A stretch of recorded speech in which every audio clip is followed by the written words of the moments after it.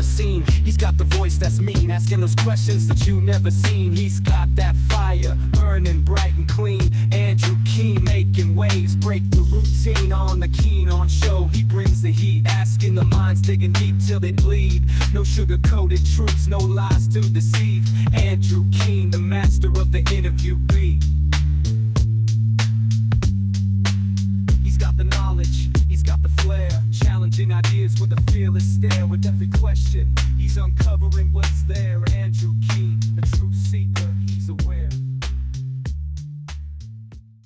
Hello, everybody. It is Thursday, October the 17th, 2024. We are continuing our theme of trying to figure out the future. Yesterday, we had one of the world's leading marketing futurists, David Edelman, who teaches at Harvard Business School. He has a new book out, Personalized Customer Strategy in the Age of AI. Very interesting take on the role of AI in our future. And today we have another leading futurist, an old friend of mine, Brian Solis. He has been considered, at least, as industry leading futurist. He works at an interesting new company called ServiceNow. He's their head of global innovation. And he has a new book out. It's out today. It's called, or at least this week, it's called Mind Shift, Transform Leadership, Drive Innovation, and Reshape the Future. And Brian, as appropriately, is joining us from downtown San Francisco, where the future is in the business of being born. Brian, welcome and congratulations on the new book. Brian, I read the book and I wasn't entirely clear on what the future looked like. So perhaps this is your opportunity to tell us. So Brian Solis, the author of Mind Shift, tell us about the future. What does it look like? I think the magic about the future is that it looks like what you want it to be. And that's the point of hopefully the book, is to inspire a new generation of leaders to create a future that is not only better, but one that is invented for the times, so to speak. If you think about the handful of disruptions we've experienced over the last decade, from politics to COVID to generative AI, historically, we have a tendency to want to put all of those things in the box of business as usual, when in fact each one of them are opportunities to reimagine our future going forward. So rather than going linearly, I hope the book inspires people with the frameworks and the methodologies in it to start to think exponentially, to take us in a new branch, in an entirely new direction. Brian, are you saying the future is what we want it to be? I mean, isn't that slightly surreal? It was certainly surreal, but it is. I always tell people that if you're waiting for someone to tell you what to do, you're on the wrong side of innovation. And here we are in an era of AI, for example. Though the book is not an AI book, we are already trying to take generative AI and use it for automating yesterday's work and processes without asking ourselves, is the future based on yesterday's work and processes, or could we define a new path toward 2030? And if so, what could that look like, and what would we need to do to get there? But why write the book then, Brian? Isn't it inappropriate if we're inventing our own future, or the future is what we want it to be? Why would anyone read a book by Brian Solis or Andrew Keen or anyone else? You know, to be honest with you, Andrew, as I was writing the book, I overwrote by 100,000 words, trying to. And how long's the book? 100,001 words? It's 60,000. We cut out 100,000 words. Oh my God! So you wrote 160,000. And that was my way of trying to answer your question. Like, am I qualified to do this? And I recognized that at the end of the whole process, I actually just ditched most of it and went back to all of the things that I've used in my career over the past couple decades, and used those same frameworks and methodologies and put it in a book so that other people can start to make sense of the future in a much more approachable way, so that we can scale optimists, we can scale visionaries, and we can scale new leaders who don't believe that business as usual is the only way forward. You use one of those San Francisco words or Silicon Valley words, Brian. Scale optimists. What does that mean? Yes, if you think about how we use the word scale in, I don't know, enterprise automation, it's taking processes and making them more efficient, scalable, cost effective. We can control costs. I'm trying to use every Silicon Valley buzzword I know, but what it means is help teach people at scale that there's a better way forward and that they can play a role in defining it. Brian, you've been described, and you're not shy to express that. You put it on your own website as one of the greatest digital analysts of our time. You're certainly a very distinguished one. You get a lot of gigs, speaking gigs. You and I have known each other a long time. What does it require to understand the future? You're clearly a man who's dedicated your life to thinking ahead, whether it's as a writer, a public speaker, or now at ServiceNow. What is required? Is it imagination? I certainly think that imagination it plays a part of it. It starts, I think, with self-awareness and curiosity, of which imagination could be stoked once you believe that you can start to see things differently, think about things differently, that you're not confined to the way that we usually think and work. Uh, I'm a big proponent for what's called the soft skills, and I spent my previous book, which was called Life Scale, several years trying to re-embrace soft skills, to embrace creativity, to think more freely and differently, to exercise actually creativity in my day-to-day life, and it has had a tremendous impact. It's actually allowed me to break free from the groupthink and see yesterday's metrics differently. That we can create new types of measures to work towards tomorrow. So I actually believe that all of those things are so important. I was really inspired, Andrew. I know you know him or knew of him, Sir Ken Robinson, Yeah. and his TED talk was life changing for me when he talked about how creativity is taught out of us, and that we needed to spend more time bringing it back into our day to day. And there's a section of the book where I talk about Disney Pixar storyboarding and how I worked with uh, uh, his his name escapes me at the moment. My goodness, he's a dear friend. He taught me the art of storyboarding and the creativity, the imagination, the believability that goes into that process are all things that we don't really see in day-to-day business and work. You said earlier, you described what you called groupthink, which of course shifts. There's always some sort of zeitgeist about the future, for better or worse. What, Brian, is the current groupthink about the future? When you go to work, when you give a speech, when you go to a conference, what's the conventional way of collectively thinking about the future? My sense is it shifted when you and I were on the speaking circuit, when we used to bump into each other all the time. It was pretty optimistic. Now it's much less optimistic. Is that fair? Well, politics hasn't helped, to be honest. And before I forget, the Pixar artist's name is Nicholas Sung or Nick Sung. He's Okay. worth looking up because he does work with companies to bring creativity back into storytelling. Yes, Andrew, you and I were really busy up until COVID, and there was an optimism that was everywhere. It was contagious. Uh, I think you remember the evenings walking around San Francisco. There'd be anywhere between 8 and 20 events a night that were pulling us in multiple directions. We all had an extension of ourselves in media. I remember when you were at TechCrunch, and there just wasn't enough. There just wasn't enough to not talk about. Everybody was just so enamored with where the potential could go, and then suddenly that all changed. But I don't know if you've seen the same thing after ChatGPT. That scene, at least in Cerebral Valley in San Francisco, started to come back. That optimism, that vibrancy, that enthusiasm. It's certainly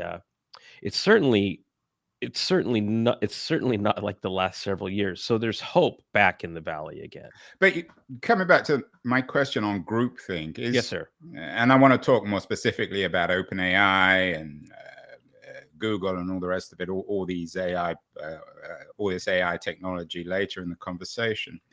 But what is the current groupthink on the future, particularly when it comes to AI? All right, one of the things that I spend a lot of time thinking is trying to break that groupthink. So if you think about the years of digital transformation, just going back to the Industrial Revolution, everything was always uh, integrated within the existing models to make everything faster, cheaper, more efficient, et cetera, increase the opportunity for profitability, use technology to do the repetitive tasks. And the groupthink right now in an era of generative AI is to do that again, just more intelligently. I think where it needs to break into two is automation kind of allows us to think on this linear path, but with generative AI as it evolves through however many waves we want to say there are, OpenAI says 5, it introduces the opportunity for augmentation. So I'll give you an example. If you save time by automating repetitive tasks, the human now finds themselves with more time. What do they do with that time? And that's a question that people aren't readily thinking proactively about.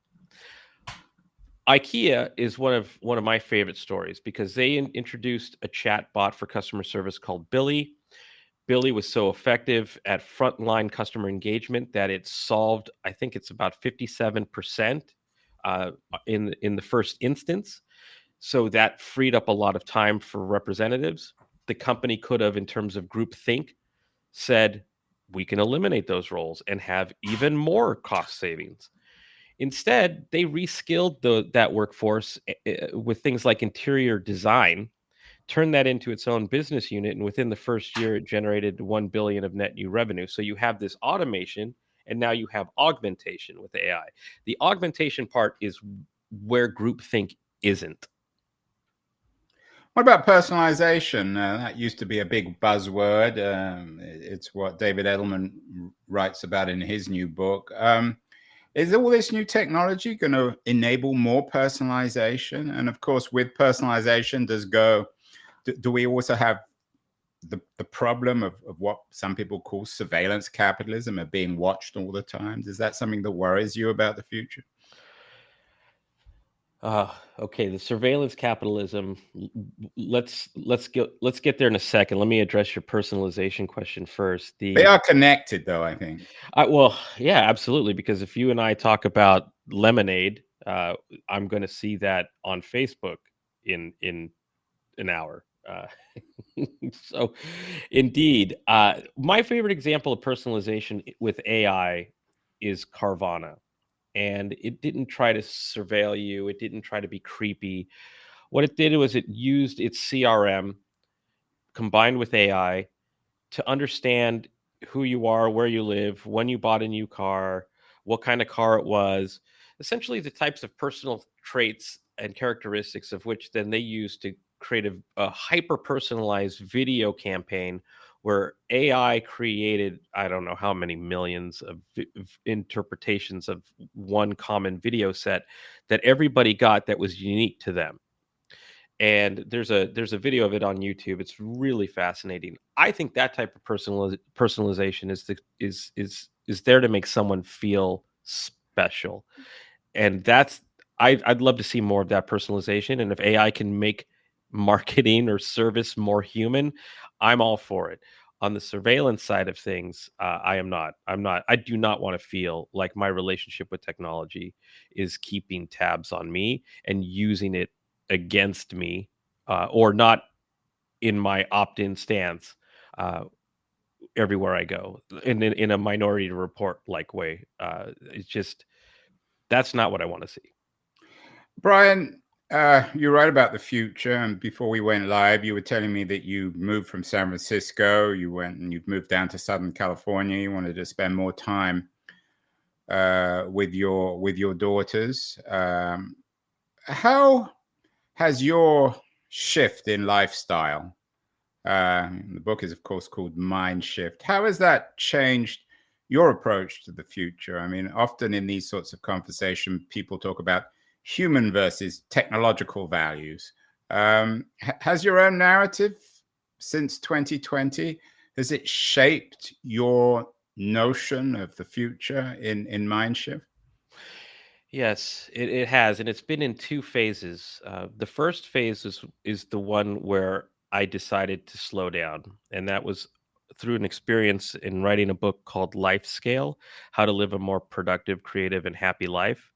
That was not a business book. That was not a future book. It was a book that was deeply personal uh, and deeply reflective. In that I found I was living a life that's Silicon Valley. That is unique to Silicon Valley originally, but now not unique to Silicon Valley. In that our relationship with technology became suffocating. You talk about the surveillance capitalism, but we also have to look at, for example, social media, the app economy, and how these are designed with attention in mind, and therefore they make them as addictive as possible. They make you want to scroll more and spend more time with screens. And I found myself just completely gasping for air and also gasping for creativity. I wasn't thinking the same way I used to think. I found myself struggling to write the way I used to write. And I went through a metamorphosis by getting back in touch with creativity, distancing my relationship with technology, and then being in control now with my relationship with technology. And then Mind Shift was an extension of that. Once my mind was open again, I was able to then look at the future, look at my processes, look at the trajectories that we were all on, look at how organizations at large think about the future or don't, and how they mobilize against it or react to it. And that greater sense of clarity, actually, to answer your question directly, changed how I think about the future and the methodologies that I use to plan for it. And that's what's in Mindshift. Mindshift is written for leaders. The subtitle is Transform Leadership, Drive Innovation, and Reshape the Future. There's no mention of morality in that subtext, in that subtitle, Brian. But are you reminding leaders that they have a responsibility to shape or reshape, as you say, a future which is palatable for everyone? So many books these days are about the impact of technology and innovation on society, very troubling implications, our age of anxiety, of alienation, of unhappiness. Do you at least touch on the moral responsibility of leaders to build not just a more profitable future for themselves and their companies, but for everybody? The subtext of it is a better, more inclusive future. And I don't approach it from the standpoint of morality, but I do have many sections in the book that approach it from a standpoint of empathy. So understanding the people that matter to you at every level, the people that you need to care about, and helping to build a future that's inclusive and helpful for them and you, so that it isn't top down traditional leadership. It isn't even saying that you have to be the decision maker, but what it is saying is that you can take a more community, a more human centered approach towards leadership that people can believe in. You touched on politics earlier. I don't want to turn this into another conversation about the American election, but do you think that the challenges, some people might even say the crisis of leadership in corporate America is a broader crisis, not just in business, in the business world, but in politics, in culture? That America doesn't know how to produce leaders of any kind anymore. Is that fair? It's more than fair. I had fun. I dabble a bit in the book about the history of Ford versus Ferrari, and this is one Well, of there was this. a good movie on that. That was a beautiful movie. So much I had. That's part of the 100,000 words that got cut out, but there are still parts of the movie in the book. Uh, yeah, that spirit of innovation seems to be that spirit of me now. It's more It's more selfish. It's more self-interested these days. We're certainly watching it play out. For example, you know better than anyone. Look at our venture capitalists in Silicon Valley who are debating each other every day on X about politics. Some trying to do what they believe is the right thing. Others self-interested in terms of their businesses and their ability to turn profits. What do you make, though, of some of them? Musk, Andreessen, Reid Hoffman. Are they wannabe leaders or are they real leaders? Do they have a responsibility given their wealth and power? It feels like Vinod Khosla, it feels like Reid Hoffman are using their stature and influence to open the minds of people. It's easy to get sucked into that. We'll call it groupthink again, but that following of self-interest, as Paul Greenberg would call it, a commonwealth of self-interest. I don't even have the right word. Flabbergasted doesn't quite cover it, but it's unbelievable to see, for example, what's happened to Twitter. What do you mean? Well, I miss the spirit of community at Twitter. I remember the ideas, the serendipity of it, and now it's just it seems to be an algorithm that champions polarization because it's confusing polarization with engagement. Has that got anything to do with this crisis of leadership? Of course, there were some very smart people, or have always been smart people involved at Twitter, whether it was Chris Sacca, Jack Dorsey, now Musk. Most people don't much care for him, but he's certainly a smart man. What's the role? Has Twitter had too much leadership? Of course, Ev Williams as well, or not enough? I remember sitting in a room with Ev back in the early days of Twitter and Jack, and it was this sort of consortium of social media leaders who were getting together to ensure that social media protected the voice of the everyday person, and it was humble and noble in its original charter. I don't know whatever came of that actually, but it's nothing like that today. Musk is brilliant, and he knows what he's doing, but it's the opposite of a mind shift. It's almost like a brainwash that people get so caught up in the polarization and the semblance or the masquerading power of it, and it becomes intoxicating, and I guess it becomes addictive, and you find yourself on this path where that becomes your new normal. And for someone like you or me, I still try to stay on the platform to bring the positive, to keep the people who believe in the similar ideas and interests and aspirations, to keep that community alive and well. But I don't feel like the algorithm is allowing them to see anything that I write, not like it used to. Is another word, Brian, for mind shift skepticism, of always questioning the nature of things. Whatever we're told, you always question it. Doesn't mean you don't believe anyone, but it requires a degree of skepticism. Certainly questioning could be it. Skepticism for me implies a cognitive bias, that you're just inherently skeptical, and therefore it would be very difficult for you to take the answers to your questions and take them to heart and change your mind. But it can be done.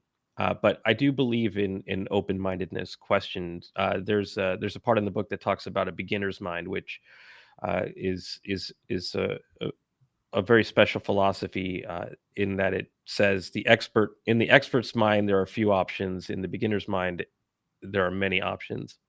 So I do believe in that more beginner's mindset approach. Questioning should be natural, asking what if, or why can't we, or why don't we, all important if you're genuine in terms of trying to find the answers. I grew up being told stop asking so many questions and just follow the rules, and yet innovation doesn't want you to follow the rules. It wants you to break them or bend them, but it certainly wants you to ask questions. I mean, most people still in the innovation economy work in large companies. I know ServiceNow is probably not large, but you're head of global innovation. I'm sure you have a team. The same is true of many of these remarkable companies, whether it's OpenAI or Google or Amazon or Microsoft. And that requires you to work in corporations, in teams, know who you report to, know who reports to you. It requires a degree of conformity, doesn't it? Is that compatible, Brian, with Mindshift? Is that the key balance? I mean, it's all very well for leaders to have Mindshift, but what about middle-level executives? Yeah, well, I can tell you that I'm being at ServiceNow is a choice, and the teams that I've built How are big's your team? it's about 60 people, but it's across the globe, and it's centered around where our innovation centers are. So Santa Clara, Sydney, London, Singapore, New York, uh, but it's intentional. The company's culture is one of empowerment. It's one we have an incredible culture, but I do spend every day with our customers, leaders of other organizations around the world, and I do see the challenges that they have, that they face, and Mindshift was inspired by the work that I've done with customers uh, in the last couple of years, but also throughout my career, and how we've shifted the mindsets of leaders in order to do what didn't feel normal. Uh, and I mean that in the best possible way. So if you think back to the expert's mind and the beginner's mind, organizations are structured in a hierarchical format and the decisions are made based on that influence within the organization, but they're usually referenced in terms of how those decisions are made based on previous experiences and failures. There's nothing wrong with that, but it's a systematic way of following the rules as that organization dictates. So you can't do anything new. You can't innovate if you're not willing to break out of that cycle. So what I found in working with companies, it's sort of acknowledging that they know what they know. It is acknowledging that they know what they don't know, which is that comfort zone that most executives operate in. And then it's giving them the tools to explore the realm of what they don't know, because therein lies the art of the possible. That's the Rumsfeld challenge and That's right. opportunity. Yes. Yes, So sir. these kinds of conversations can be somewhat abstract. Give me some examples, or one or two examples of corporate leaders who are your model for Mindshift. You've already acknowledged that Elon Musk is a very smart man, but he's not someone you seem to admire very much. You mentioned Kostler, Hoffman, perhaps more positive models. Are there corporate leaders? I mean, Jack Welch is a very divisive figure, Bill Gates. Are there people who, for you, are examples, positive examples of Mindshift? Absolutely, absolutely. I don't want to say that I'm not a fan of Musk. He's a brilliant individual, and you and I living in Silicon Valley and doing the work that we do, it's we both worked with him in the past. I was there when he opened his first dealership in Menlo Park. In fact, one of the pictures I took of him is still still widely shared in media today because it was uploaded with the Creative Commons license, so everybody still uses it. It's so some of the people I also admire would be like Brian Chesky of Airbnb. Who usually is one of these characters who most people seem to admire. Yeah, there's two instances of which I admire him. One goes back to the early days of Airbnb. This is how I met Nicholas Sung, by the way, where they were at one of their This first. is the Disney guy, right? The Disney guy, yes. So this is when the company's first major pivot took place, and they had to convince all of their investors, they had to convince all their stakeholders that they needed to reimagine the company as an experience company, not as an air bed and bed or bed and breakfast company. And they use storyboards as the means to tell the story to other people to make it believable for this transformation. It's just brilliant leadership. But he did it again recently with that. This is such a Silicon Valley thing with founder mode and talking about how founders need to stay involved in their companies to keep that spirit of innovation as they grow rather than bringing in a traditional CEO too early. Uh, I also admire. I had the opportunity to do work with Alan Mulally when he was the CEO of Ford, and then Mm. again got the opportunity to work with Jim Farley, who's the new CEO of Ford, and both of them bring this spirit of the working class into the C-suite, and this service mindset versus this capitalism mindset to do the right thing and help people feel like they're part of the company and part of the decision making. Those are just a couple of examples of people that I admire. What about creativity? You noted that you took a picture, a photo of Musk, which has now become iconic. I always remember you taking lots of photographs. I'm not a professional photographer, but a very talented one. Has all this new technology, especially AI and the accessibility of photography, the way in which the iPhone now is almost a high quality camera, do you think it's good for creatives or a challenge? And how does that fit into Mindshift? Yeah, I actually think everybody needs to practice creativity. Creativity is part of mind shift. It helps you keep an open mind. It keeps you centered. It keeps you optimistic. You show up differently when you ideate versus people who are more closed-minded. So I actually believe it's a wonderful. Not even like you don't have to be Bach or Mozart or Picasso. Just the acts of Well, most of creativity. us, for better or worse, Brian, aren't. It's true. It's true. Like for example, uh, I know this is going to sound strange, but I picked up a pen again and started to practice my penmanship, and set out a goal to see if I could write as clean as a computer might print out a font, and just the acts of that. Did you Actually, write Mindshift with a pen? Is that why it was 160,000 words? no, no, but I did use a tool called Scrivener, which is my new favorite book writing platform. Uh, but neuroplasticity shows that if you practice any types of creativity, if you're challenging your brain in a new direction and you do it rhythmically, you're actually firing new synapses within your brain that allow you to think differently. And over time, it just you literally show up differently. And And that would be the same for an aspiring writer or photographer as a leader. So you're in the Malcolm Gladwell camp when you train a leader or when a reader picks up your book. You're suggesting that perhaps they need to spend 2,000 hours on leadership. It would, whatever that means, it would make them better leaders.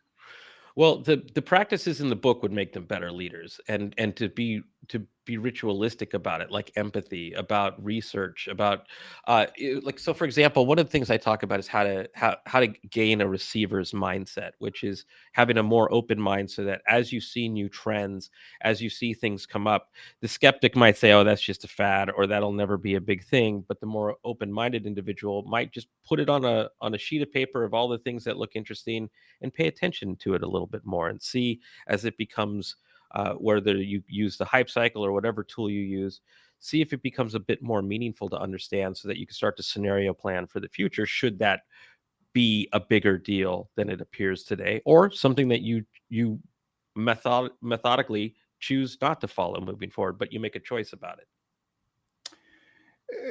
The book is about making corporate leaders more open-minded, more empathetic, better people.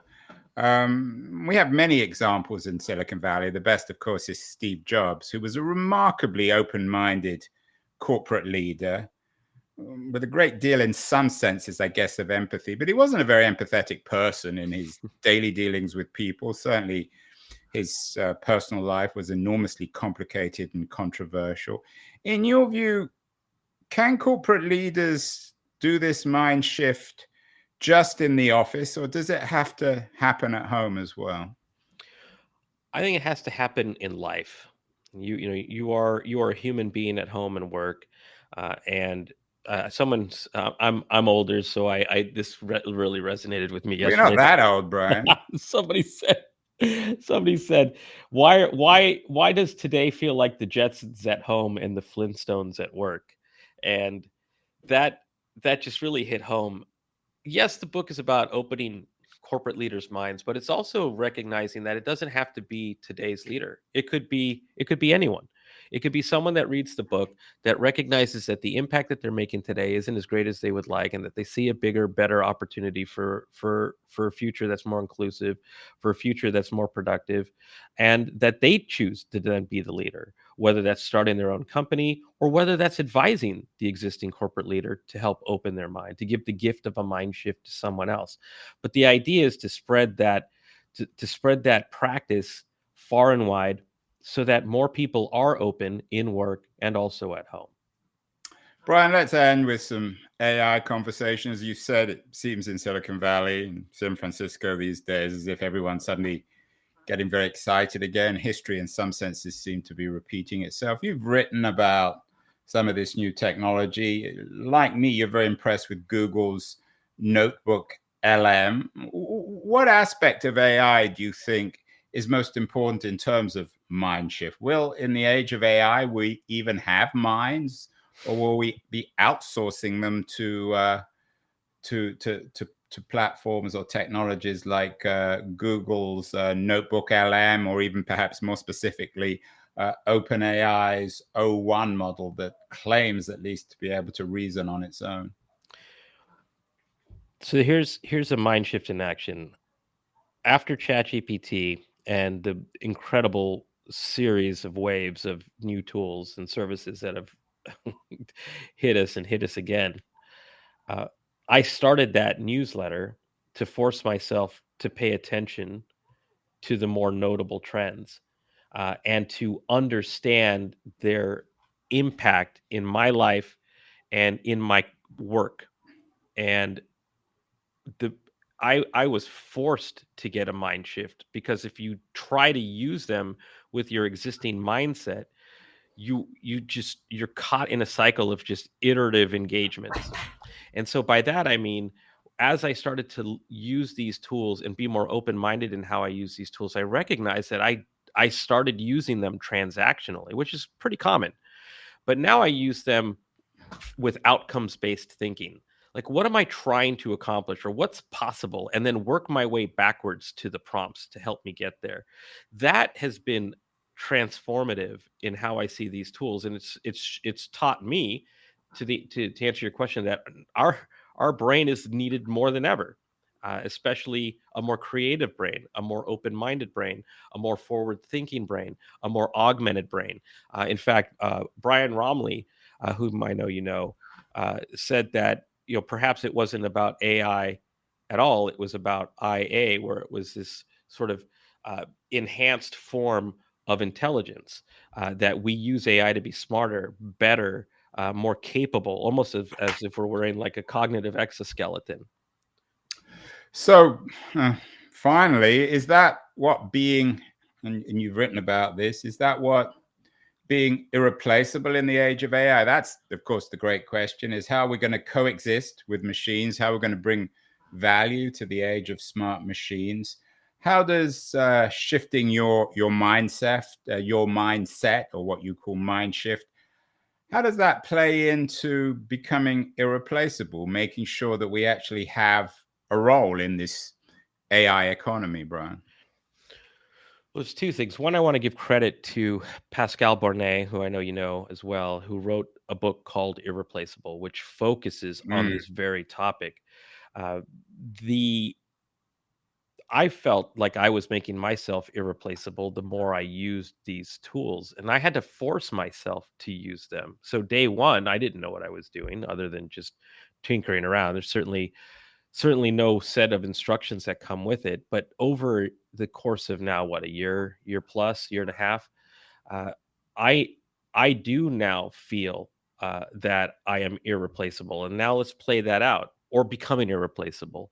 Uh, let's play that out in an era of agentic AI, where you now have AI agents doing, connecting the dots to other AI agents, connecting the dots to more complicated outcomes. They're still going to need a human conductor and orchestrator, one to visualize what that workflow could look like, what the new outcomes could look like, and then someone to be the master conductor for all of that. So yes, I do see the possibility for us to become irreplaceable, but that means that any great mind shift starts with self-awareness.